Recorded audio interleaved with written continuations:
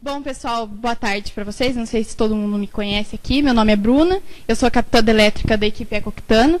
E a gente vai detalhar mais para vocês. Eu acredito que os calouros já tiveram uma palestra a respeito da equipe, só que a elétrica mesmo não foi apresentada para vocês. E é esse o nosso objetivo. Então, aqui primeiro nós vamos passar novamente sobre o que é o nosso projeto. Então, nosso objetivo é construir um protótipo de um veículo que seja super econômico. Então, nós temos que rodar mais com menos combustível possível. E a gente participa de um evento que chama Maratona Universitária da Eficiência Energética. Ela acontece em São Paulo, lá no cartódromo Ayrton Senna, em anexo ao Autódromo de Interlagos. Passa lá para nós, por favor. Então, a gente participa desse evento. Ano passado, a gente alcançou a marca de 159 km por litro. Para vocês terem uma ideia, essa competição é baseada na Shell Eco Marathon. E lá o pessoal faz 3.000 km por litro. Os franceses lá, que são os pioneiros nessa... Acho que eles já falaram para vocês isso. Vai, passa aí.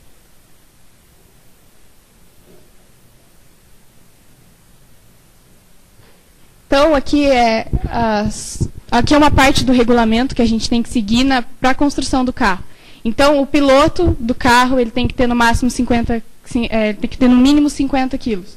Então, se ele tiver menos que isso, tem que colocar um laço no carro para igualar o peso e tal. Tudo isso é para equiparar o carro. Assim. Então, o peso que a gente tem que tirar para melhorar no consumo, no caso, seria do carro. E acho que a gente usa um motor, ciclo de outro aqui, que a gente vai especificar um pouco mais na parte da ignição eletrônica. Pode passar. Então, esse aqui é o nosso projeto. A gente fez essa estrutura do carro, que foi no ano passado. Aqui é a nossa equipe, que foi para lá agora. Lá também. Vou mostrar umas fotos rapidinhas aqui para vocês, só para vocês terem uma ideia do que foi lá. Passa. Então, aqui são os carros na fila, que a gente faz uma fila para conseguir fazer para entrar na pista. Então, o que é? Dura uma semana, mais ou menos, esse evento. Esse evento tem, assim, meio que patrocinado pelo Emerson Fittipaldi e algumas universidades de São Paulo. Então, o que acontece? Nós temos, na segunda e na terça-feira, é mais vistoria e inspeção técnica, Então, chega lá, eles fazem teste com os carros, eles suspendem o carro pelo cinto, tudo para ver se o carro é seguro o suficiente para entrar na pista. Então, aqui a gente estava na fila já para entrar na pista. No primeiro dia, então, a gente passou pela vistoria e, a partir disso, a gente tem o aval para entrar na pista e fazer os testes. E é aí que a elétrica é importante. São nos testes, porque nos últimos 3 dias, que são na quarta, na quinta e na sexta-feira, que são as baterias, que são as 12 voltas que a gente tem que dar, e é ali que realmente o consumo ele é calculado, o consumo do carro. Então, aqui, o nosso carro aqui.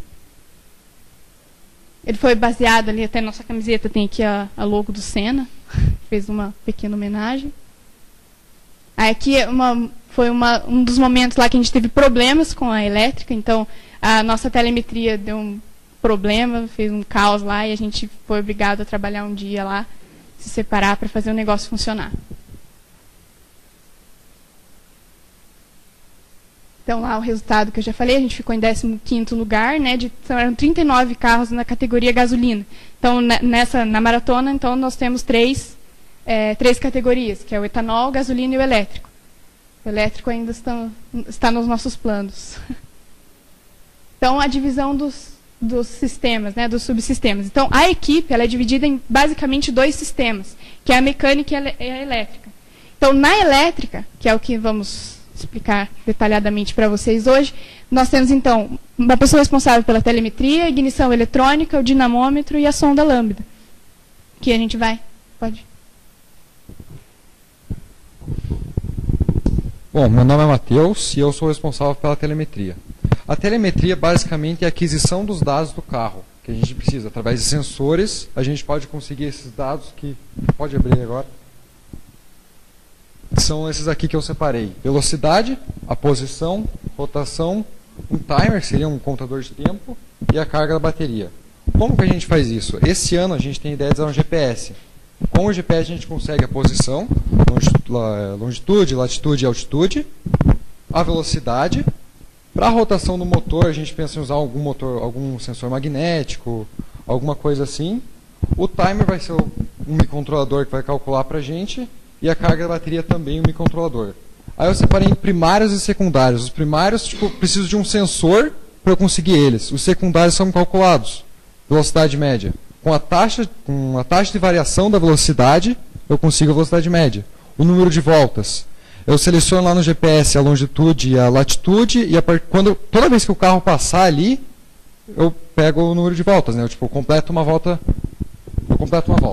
A distância, que é pela velocidade também, e o tempo, e a aceleração. Por que a telemetria é importante nesse projeto? Para fazer o mapeamento da pista. Lá, a gente liga o motor, dá uma volta, e a parte mais alta da pista a gente desliga o motor, para tentar economizar combustível. Aí o carro vai na inércia. E a telemetria é para isso, para fazer o mapeamento dessa pista. O melhor ponto para você desligar o motor do carro.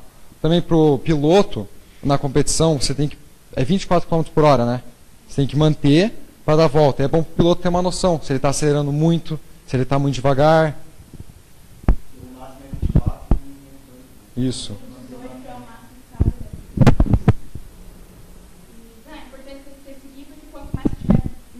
Na média da velocidade, é na velocidade ideal para que você tenha o menor consumo. Se você acelerar demais, você vai consumir muito mais. Então é bom para o piloto saber em que velocidade que ele está andando, se ele está ali naquele parâmetro que a gente precisa que ele ande.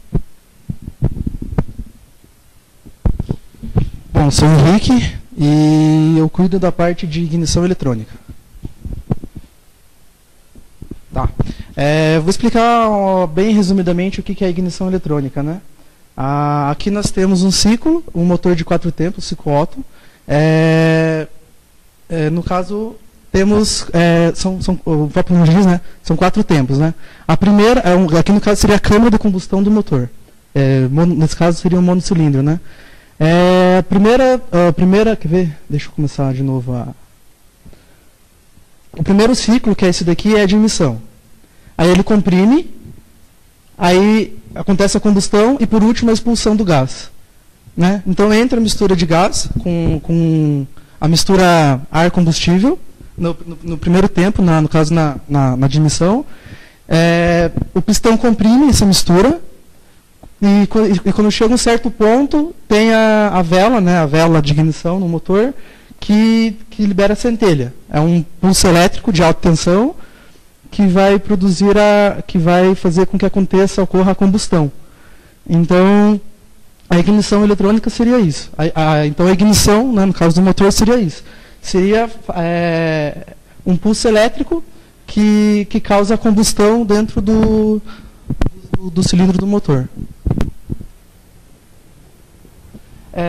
Aqui é uma vela, no caso, né, uma vela de ignição, geral de um sistema de ignição.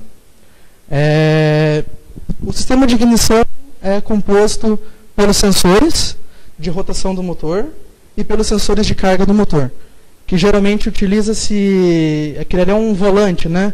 Então, no caso, temos ímãs, o rotor, né, o eixo desse volante são ímãs fixos, e ali temos esse magnetic backup, seria a bobina de pulso. Na verdade, ele detecta, quando o ímã passa por ele, detecta, e isso daí ele contabiliza como uma rotação. Ali temos um outro sensor, o sensor de vácuo, que ele vai fazer a medição, né, da carga do motor. Esses dois parâmetros, o parâmetro de rotação do motor e o parâmetro de carga, é o que vai ser processado para poder gerar, para a unidade, para o modo de ignição, poder gerar a centelha, o tempo certo da centelha. Então, no caso, é ligado na bateria, aqui tem a chave da ignição, a chave principal. Ali, aquele pulso que ele gera, geralmente são pulsos de baixa potência, de baixa energia, algo na casa de 2, 3, 4 volts. Ele tem que passar por uma bobina. Como se fosse um transformador, né? A ignição é como se fosse um transformador. Mas ainda assim ele não consegue chegar no potencial, a diferença de potencial de 30 mil volts. Normalmente ele multiplica por 200 a tensão. Então, ainda assim, ele não seria suficiente. Para isso, o modo de ignição. Quando a ideia é fazer com que seja variável, com que tenha um corte instantâneo da corrente. da corrente desse pulso. Porque a bobina de ignição, como é um transformador, né, ele tem um rolamento, é uma propriedade indutiva, e isso causa, quando tem uma variação instantânea de corrente, vai causar um pico de tensão. Então, quanto maior for essa variação, esse DI, DT, a variação da corrente, maior vai ser o pico da tensão, né? Isso daí, e aqui no caso ele mostra um distribuidor também, mas ele é só para quando é mais, né? Quando são 2, ou quando são 4, ou 6 cilindros. No nosso caso, o motor é monocilindro, tem um cilindro apenas, ele não tem distribuidor. E por último, ele vai para a vela de ignição, né? A vela é aterrada, então ele tem um potencial mais alto, e é aterrado na carcaça do motor, gerando ali os 30 mil volts necessários, né? Aqui são os tipos de ignição. Antigamente utilizava nada para esse objetivo de fazer queima de combustível. Hoje já não, isso é desuso, não se usa mais isso. Tem também a CDI e o IDI, que seria a ignição por descarga capacitiva ou indutiva. Normalmente utiliza CDI em moto ou em carros carburados, que já não é mais platinado. Então, ali, na verdade, o que acontece? Se for a capacitiva, tem um capacitor, se for indutiva, tem um indutor, ele armazena energia e libera essa energia em função do comando dos pulsos que ele faz a leitura dos sensores. Então, aqueles pulsos lá fazem a carga ou a descarga do capacitor e do indutor. Essa descarga ou essa carga é também muito rápida, então gera tensão muito alta na bobina de ignição. E também o terceiro tipo, que geralmente só é utilizado a ignição eletrônica quando se tem um sistema de injeção eletrônica também. Eles funcionam juntos. Não se usa muito porque o investimento na ignição eletrônica, se fosse para um motor carburado, seria muito alto em função da tecnologia que o motor utiliza. Então, aqui da equipe pesquisamos, estudamos e percebemos que a ignição eletrônica ia dar um resultado muito bom na questão da economia do combustível. Por quê? Deixa eu voltar aqui. Aqui, no momento ali em que acontece, né?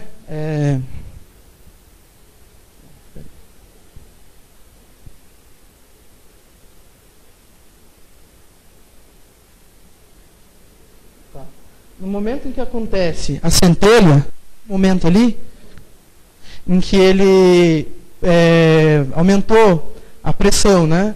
Ele comprimiu a mistura e vai liberar a centelha para poder realizar a queima do combustível, a combustão, é um momento crucial, é o momento mais importante do ciclo do motor 4 tempos. Então, esse daqui de baixo é o virabrequim, né? Podemos considerar que temos aqui na frente, claro que não tem, mas a gente pode ter um volante na frente. Esse volante são 360 graus, é um círculo, né? E é considerado. E daí é uma unidade de medida, o ângulo da ignição, né? Ângulo de avanço ou de atraso. Então, o que pode acontecer aqui? Pode acontecer que a centelha sai a faísca, que ele libera a faísca antes do pistão chegar lá no ponto máximo, que seria ponto PMS, né? Ponto morto superior, ou pode acontecer ele ser disparada depois, quando ele está descendo. Normalmente, o motor é muito simples, igual os nossos lá, que são motores de roçadeira, o sistema é muito mais simples. Ele não envolve CDI, não envolve IDI, ele envolve um negócio puramente mecânico. Tem um ímã, o ímã passa pela bobina, gera um pico. Então, na verdade, para um sistema muito simples, mecânico, lá, para garantir que vai ser o mais correto possível, a combustão e o movimento do pistão, normalmente a centelha acontece depois, quando o pistão está descendo já, que é para aproveitar a inércia dele, né? Se acontecer a combustão, né? Antes do pistão ter chegado lá em cima, ele vai dar um tranco no motor e o motor vai morrer. Isso nunca pode acontecer. Então, essa variação de ângulo, né? Atrasado, você vai ser adiantado do ponto de ignição, tem uma melhoria, ele permite uma flexibilidade, permite uma otimização de eficiência muito maior.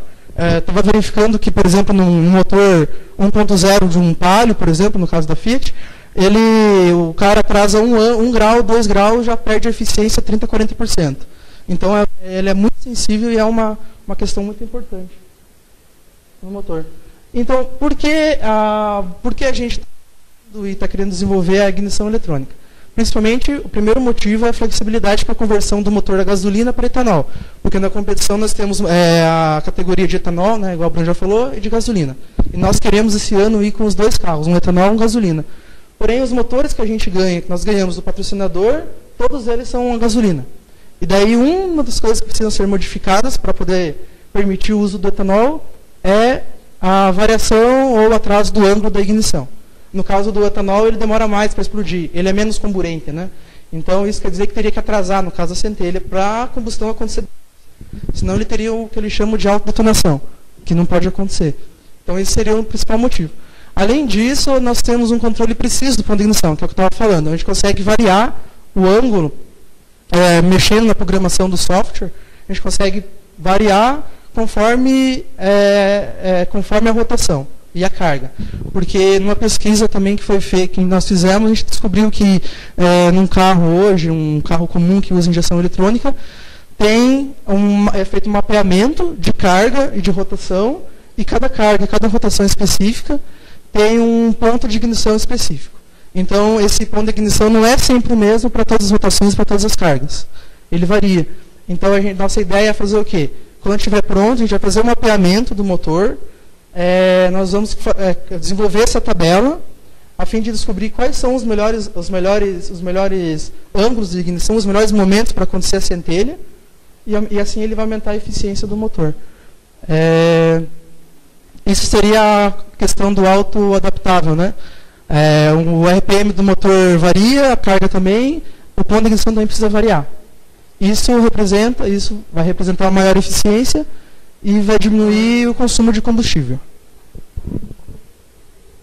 Bom, pessoal, eu sou o Lucas, vou estar falando para vocês um pouquinho sobre a parte do dinamômetro.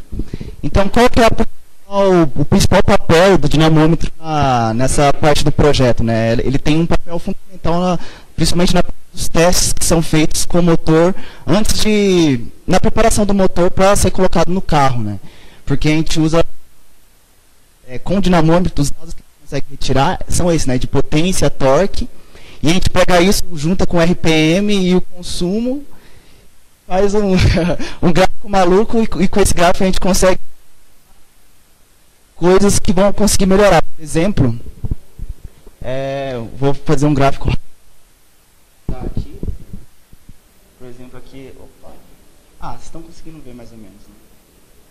Digamos, se eu tenho esse gráfico do torque e eu tenho esse gráfico do consumo. No máximo torque, eu vou ter o ponto de melhor consumo. Então, daí que vocês veem a importância de conseguir esses dados que são feitos através do dinamômetro, né? Então, a gente consegue essa relação de potência, torque, e ajuda a mexer no motor para melhorar a questão do consumo, que é o principal objetivo da competição, que é o consumo. Então, com isso vocês podem começar a ver o quanto a elétrica é importante, né? Que a gente comentou aqui da ignição eletrônica e agora o dinamômetro. Sem isso, o carro não tem eficiência, né? Então, por quê, né? Como eu falei, nos estudos de ganhos de eficiência, eles são essenciais para preparar o motor, e com isso também a gente pode melhorar a questão da relação de transmissão, porque a gente consegue medir a questão da potência que é transmitida do motor até chegar às rodas e tal. Então, tem toda a relação. Aqui no próximo slide, aqui a gente tem um vídeo.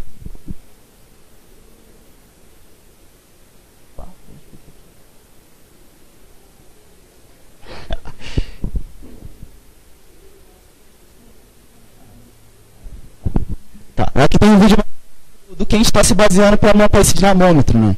Então aqui, como você pode ver, aqui tem um motor de roçadeira, que é o motor que a gente usa no carro. Aqui tem um motor brushless, né? Então a gente está trabalhando no acionamento desse motor também, que ele vai servir aí como para frenar, né, o motor. E aqui a gente tem um braço mecânico, né?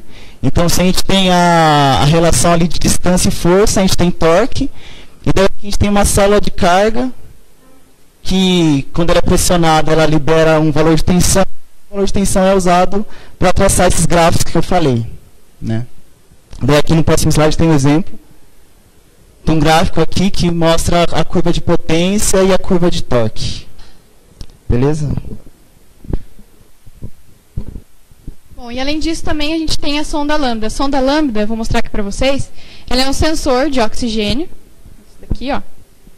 Ele é colocado na perpendicular, com o fluxo de ar no motor. E esse sensor, o que ele faz? Ele vai detectar a relação entre ar e o combustível, e ele vai estabelecer para nós um fator, que é um parâmetro, o fator lambda, que a gente chama, que vai nos indicar uma coisa. Esse fator, se o lambda, por exemplo, ele nessa relação, através de cálculo estequiométrico, ele tiver menor do que 1, quer dizer que é uma mistura rica, tem mais combustível do que ar. Se for maior do que 1, então é uma mistura pobre, tem mais ar do que combustível. O que a gente quer chegar é numa faixa próxima do 1. Claro que no 1 a gente não vai chegar, que seria o ideal, mas a gente tem que chegar nessa faixa e o mais próximo possível. E essa relação nos dá um valor de tensão no gráfico aqui.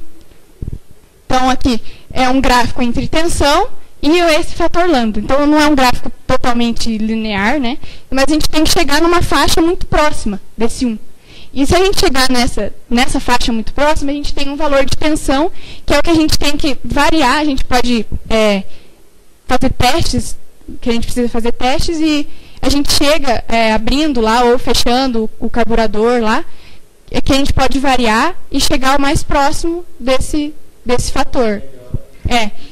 E isso que quer dizer para nós é que nós estamos na taxa, na relação entre ar e combustível, que é o mais eficiente possível. Então, também é um outro fator que vai ajudar a diminuir o consumo do nosso carro. Não sei se tem mais alguma coisa aqui. Então, isso aqui eu vou falar daqui a pouco. Então, não sei se vocês conseguiram ver direito aqui. Então, a gente tem aqui, a gente daí consegue tirar o valor de tensão que esse sensor dá para nós, né?